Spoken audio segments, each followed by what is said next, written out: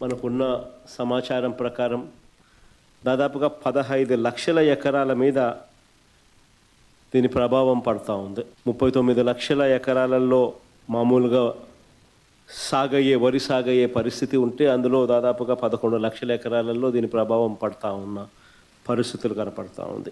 దాదాపుగా 1,15,000 ఎకరాలకు సంబంధించి పత్తి, దాదాపుగా మరో 1,15,000 ఎకరాలకు సంబంధించి వేరుశనగ, మరో 2 లక్షల ఎకరాలకు సంబంధించిన మొక్కజొన్న, మరో దాదాపుగా 2 లక్షల ఎకరాలకు సంబంధించిన హార్టికల్చర్ పంటల మీద తీవ్రమైన ప్రభావం, దాదాపుగా 15 లక్షల ఎకరాల మొత్తం మీద తీవ్రమైన ప్రభావం కనిపిస్తూ ఉంది. ఇలాంటి తీవ్రమైన పరిస్థితుల మధ్య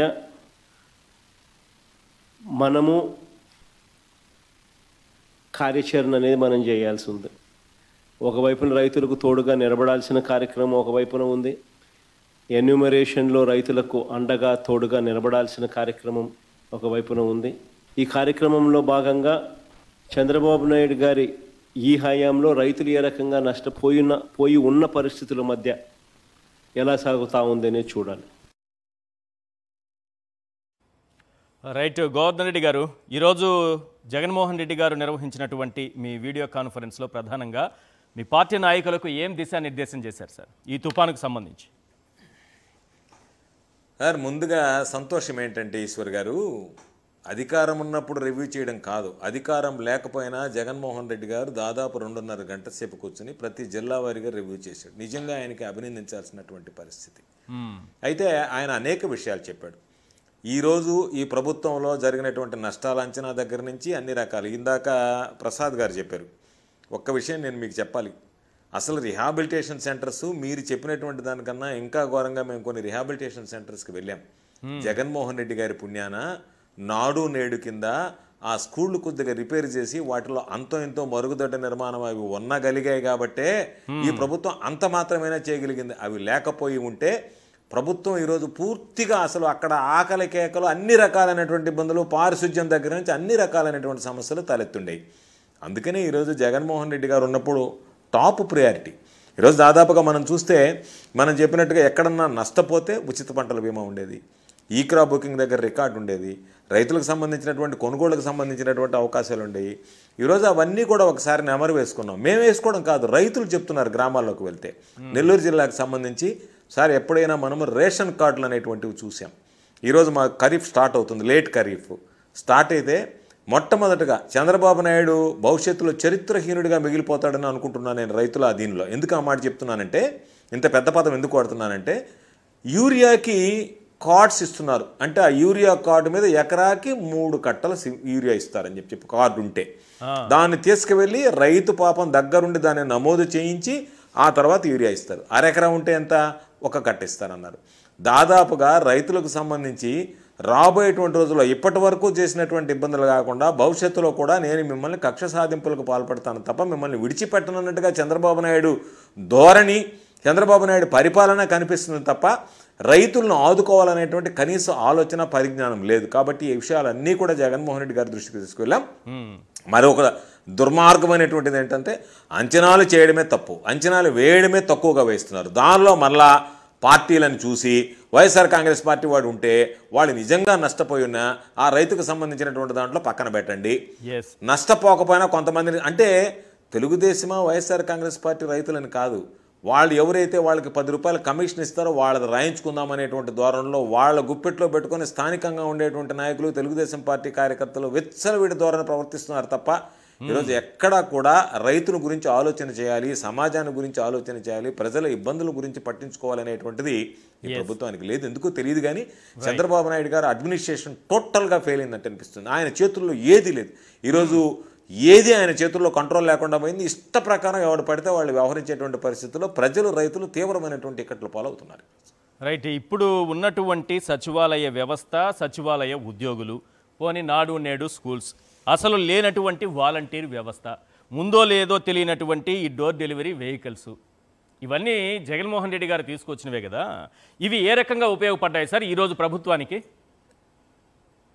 ఇప్పుడు ఈశ్వర్ గారు నేను ఒక్క మాట చెప్తా వినండి. మనము చూసినటువంటి విపత్తు జగన్మోహన్ రెడ్డి గారు ముఖ్యమంత్రిగా ఉన్నప్పుడు కోవిడ్ లాంటి విపత్తును ఎదుర్కొన్నాం. సంవత్సరాల కాలం మనం ఎదురు చూసాం, సంవత్సరాల కాలం ఇబ్బందులు పడ్డాం, 2-3 రోజులు ఇబ్బందులు కాదు. అటువంటి పరిస్థితుల్లో ఎంత బ్రహ్మాండంగా ఈరోజు ఈ ఉన్నటువంటి ఈ సచివాలయ సిబ్బంది లేకుండా స్కూళ్ళు నాడు నేడు కింద లేకపోయి ఉంటే చంద్రబాబు నాయుడు అనేటువంటి వాడి వల్ల ప్రజలు ఈరోజు తీసుకున్నటువంటి చంద్రబాబు నాయుడు ఇది అన్ని ప్రతి ఒక్కటి కూడా మానవ తప్పిదాలు. చంద్రబాబు నాయుడు అనేటువంటి వ్యక్తి చేసినటువంటి తప్పిదాలు, మానవ తప్పిదాల వల్ల భారీ మూల్యం చెల్లించుకోవాల్సినటువంటి పరిస్థితి ఏర్పడింది. ఈరోజు కలెక్టర్లు ఎక్కడికక్కడ సచివాలయ సిబ్బంది ఉన్నారు కాబట్టి వాళ్ళని ఇంట్రెస్ట్ చేశారు. ఎక్కడికక్కడ సచివాలయ సిబ్బంది ఉన్నారు కాబట్టి నీకు గ్రామ స్థాయిలో ఉద్యోగులు ఏర్పడారు. అంతకుముందు ఎవరున్నారండి? 4 గ్రామాలకు ఒక విఆర్ఓ, 6 గ్రామాలకు ఒక పంచాయతీ సెక్రటరీ. అక్కడ ఉన్నటువంటి వాళ్ళలో ఎవరిని తీసుకొచ్చినా సరే వాళ్ళు పాపం చేయలేనటువంటి పరిస్థితి. మేము చేయలేమని చెప్పి రకరకాలుగా ఇబ్బందులు పడ్డారు. అడ్మినిస్ట్రేషన్ ఇబ్బంది పడింది. ఈరోజు జగన్మోహన్ రెడ్డి గారు తీసుకొచ్చినటువంటి సచివాలయ వ్యవస్థ, జగన్మోహన్ రెడ్డి గారు తీసుకున్నటువంటి విధానపరమైనటువంటి నిర్ణయాలు, స్కూళ్ళ రూపురేఖలు మారడం. ఈరోజు ఒక మాట చెప్తాను, ఈరోజు మీరు చెప్పింది వాస్తవం. జగన్మోహన్ రెడ్డి గారు ఉన్నప్పుడు ఆ రోజు స్కూళ్ళు బాగు చేసిన తర్వాత విపత్తు సంభవించినప్పుడు మనం ఏం చేసాం? క్లియర్ కట్ ఇన్స్ట్రక్షన్స్ ఇచ్చారు కలెక్టర్లకి. మీరు ఏం చేస్తారో నాకు తెలియదు, నాణ్యమైనటువంటి భోజనం పెట్టాలి, ఒక కంప్లైంట్ కూడా రావడానికి లేదు, నేను చూస్తాను, ఒక కంప్లైంట్ వచ్చినా కూడా నేను కలెక్టర్లకు చెప్తున్నాను, నేను ఉపేక్షించనని చెప్పాడు. దాంతో కలెక్టర్లు కదిరారు. స్థాయిలో ఉన్నటువంటి వీఆర్ఓలని, ఉన్నటువంటి సచివాలయ సిబ్బందిని, వాలంటీర్ని కదిలించారు. నేరుగా వెళ్ళి మధ్యాహ్నం ఎవరైతే మిడ్ డే మీల్స్ చూస్తారో వాళ్ళని అందుబాటులోకి తీసుకొచ్చారు. ఆ వాళ్ళ చేత వంట చేయించి పెట్టారు. వేడివేడిగా ఉదయం టిఫిన్ కానీ, మధ్యాహ్నం భోజనం కానీ, ఈవినింగ్ స్నాక్స్ టీ కానీ, సాయంకాలం భోజనం కానీ, అన్ని రకాలైనటువంటి వసతి సదుపాయాలు. ఇది ఆలోచన ఉండాలి తప్ప బిల్డప్లు కాదు కావాల్సింది. మనిషికి ప్రజలను ఆదుకోవాలనేటువంటి ఆలోచన, హృదయము, ఆ మంచితనము, ఆ స్పందించేటువంటి గుణం ఉండాలి తప్ప ఇవన్నీ పక్కన పెట్టి నేను వీటన్నిటికీ అతీతుడిని, నేను బ్రహ్మాండంగా చేశానని చెప్పి పొగిడించుకోవడమో లేకపోతే పత్రికల్లో రాయించుకోవడం అనేటువంటి దానివల్ల ఏమీ కూడా శూన్యం తప్ప ఫలితం శూన్యం. జగన్మోహన్ రెడ్డి గారు పబ్లిసిటీ కోసం ఆరాటపడలే. కూర్చున్నాడు, కలెక్టర్లతో మాట్లాడాడు, అధికారులతో మాట్లాడాడు, మంత్రులతో మాట్లాడాడు, ఎమ్మెల్యేలతో మాట్లాడాడు, గేరప్ చేశాడు మామూలుగా అడ్మినిస్ట్రేషన్ని. ఆ విధంగా చేయగలిగాడు కాబట్టి ఎన్నో రకాలైనటువంటి విపత్తును ఎదురు చూసినటువంటి ఆంధ్ర రాష్ట్రం మనం కోవిడ్లో వ్యాక్సినేషన్ దగ్గర నుంచి ఎంత బ్రహ్మాండంగా చేసాం. ఏ తుఫాను వచ్చినా ఎంత సమర్థవంతంగా ఎదుర్కొన్నాం. ఏ తుఫాను వచ్చినా ఆర్థిక పరంగా ఇబ్బందులు పడుతున్నాము, కష్టమన్నా సరే, ఇన్ని సంక్షేమ కార్యక్రమాలు ఇస్తున్నా సరే లేదు. పేదవాడు రిహాబిలిటేషన్ సెంటర్లో నుంచి బయటకు వెళ్ళేటప్పుడే మీరు రేషన్తో పాటు చేతిలో డబ్బు పంపించండి, ఆర్థిక సహాయం చేయండి అని చెప్పి చేతిలో అక్కడికక్కడే డబ్బు పెట్టి రిహాబిలిటేషన్ సెంటర్స్ నుంచి బయటకు పంపించాం. రిహాబిలిటేషన్ సెంటర్స్ పోయిన తర్వాత ఎన్యూమరేట్ చేస్తాం, ఎవరు వచ్చారో, ఏం చేశారు, ఎవరు తినిపోతారో కాదు, ఎవడొచ్చాడు రిహాబిలిటేషన్ సెంటర్లో, ఎన్ని రోజులు ఉన్నాడు, ఆ వ్యక్తికి సంబంధించినటువంటి దాంట్లో మీరు చేతిలో డబ్బు పెట్టి పంపించండి అని చెప్పి మాట్లాడాడు. కాబట్టి ఆ ఉదారత, ఆ ఆలోచన విధానము, ఆదుకోవాలనేటువంటి తపన, తాపత్రయం ఈరోజు లేదు. కాబట్టి ప్రతి ఒక్కడు ఈరోజు జగన్మోహన్ రెడ్డి గారిని గురించి మాట్లాడుతున్నారు. జగన్మోహన్ రెడ్డి గారి పరిపాలన బేరీజ్ వేస్తున్నారు. జగన్మోహన్ రెడ్డి గారు లేకపోయినందువల్ల నష్టపోయామని చెప్పి బాధపడుతున్నారు. కాబట్టి జగన్మోహన్ రెడ్డి గారి యొక్క ప్రతిష్ట, జగన్మోహన్ రెడ్డి గారి విలువ, జగన్మోహన్ రెడ్డి గారికి ఉన్నటువంటి పరపతి ఈరోజు రైతుల్లో, ప్రజల్లో ఎంత పెరిగిందంటే, ప్రజల కష్టాల్లో ఉన్నప్పుడు జగన్మోహన్ రెడ్డి గారి లాంటి వ్యక్తి ఉంటే మన పరిస్థితి ఈరోజు ఈ విధంగా ఉండేదా అనేటువంటి ఆలోచన చేసేటువంటి పరిస్థితుల్లో ప్రజలు వచ్చారంటే, అంతకన్నా జగన్మోహన్ రెడ్డి గారి పరిపాలనకి ఎవరో ఏదో సర్టిఫికేట్ ఇవ్వాల్సినటువంటి అవసరం లేదు. ప్రజలు, రైతులు, అన్ని వర్గాల వ్యక్తులు ఇచ్చేటువంటి సర్టిఫికేట్. అన్ని వర్గాల వ్యక్తులు జగన్మోహన్ రెడ్డి గారిని కొనియాడుతున్నటువంటి పరిస్థితులు, గుర్తు తెచ్చుకున్నటువంటి పరిస్థితి.